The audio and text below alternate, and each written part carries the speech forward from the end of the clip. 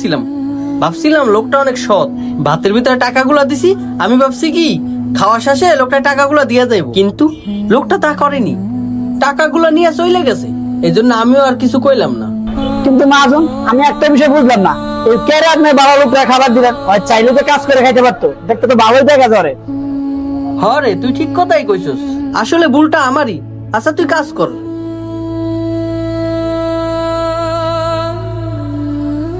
ভাই এই যে নেন আপনার টাকা। টাকা?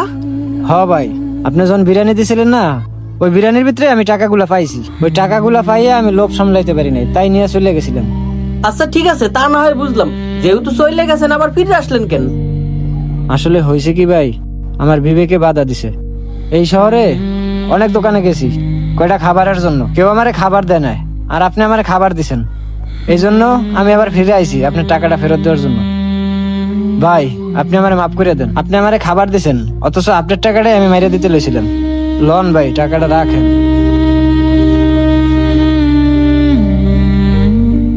আচ্ছা ঠিক আছে ভাই, তা না হয় বুঝলাম, কিন্তু আপনি তো হাত পা দিলে মাশাআল্লাহ খুবই ভালো আছেন, তাহলে আপনি ভিক্ষা করতেছেন কেন? কাজ করে তো খাইতে পারেন।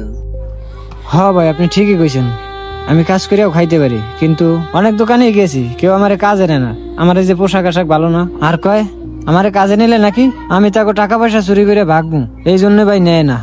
আসলে হয়েছে কি ভাই জানেন, আমি এক দোকানে কাজ নিয়েছিলাম, 2 দিন কাজ করছি, পরে মালিক এসে আমার লাত্তি মেরে বাইর করে দিছে। আমি নাকি তার দোকানের টাকা চুরি করছি, কিন্তু বিশ্বাস করেন ভাই, আমি কিন্তু টাকাটা চুরি করি নাই। টাকাটা চুরি করছে তার ছোট ভাই, আর এই অপবাদটা আমার গাড়ি ফেলাইছে।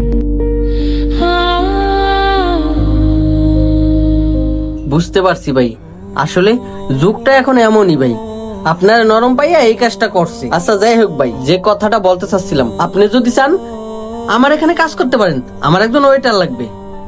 এখন আপনার যদি কোনো সমস্যা না থাকে তাহলে আমার এখানে কাজ করতে পারেন, 3 বেলা খাওয়া আমু, আর মাস শেষে কিছু টাকা দিমুনে। কি বলেন ভাই, সত্যি আপনি আমার কাজ দিবেন? আমি রাজি আছি, আমি আপনার এখানে কাজ করবো ভাই। আচ্ছা ঠিক আছে ভাই, তাহলে এক কাজ করেন, লন এই 1000 টাকা রাখেন।